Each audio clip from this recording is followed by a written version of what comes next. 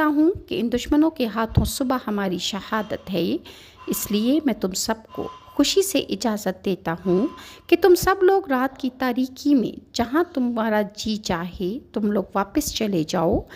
میری طرف سے تمہیں کوئی ملامت اور کوئی روک تھام نہیں ہوگی۔ بلا شبہ یہ لوگ صرف میرے ہی قتل کے طالب ہیں، اور جب یہ لوگ مجھے قتل کر ڈالیں گے تو کسی دوسرے کی طرف متوجہ نہیں ہوں گے۔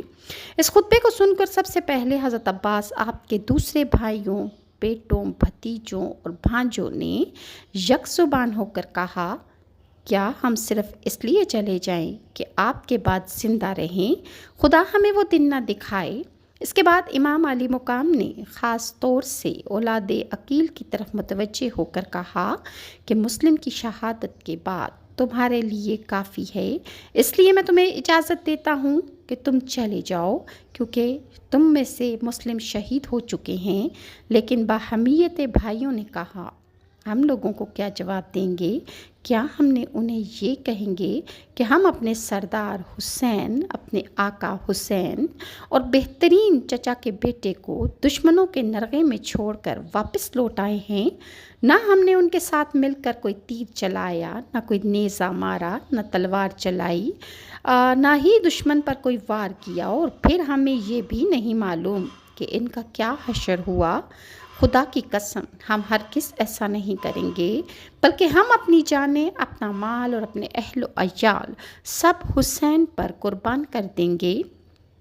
ہم آپ کے ساتھ ہو کر آپ کے دشمنوں سے لڑیں گے، جو بھی انجام ہوگا وہی ہمارا ہوگا۔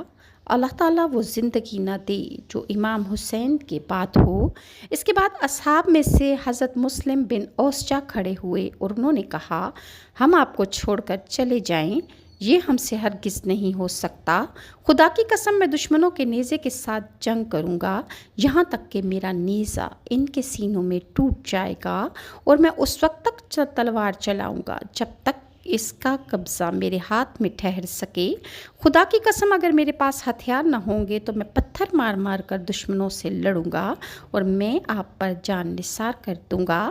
اس کے بعد حضرت سعید بن عبداللہ نے کہا، خدا کی قسم ہم آپ کا ساتھ نہیں چھوڑیں گے جب تک کہ اللہ کی بارگاہ میں یہ ثابت نہ کر لیں کہ ہم نے رسول کریم کے بعد ان کے نواسے کی حفاظت کی ہے۔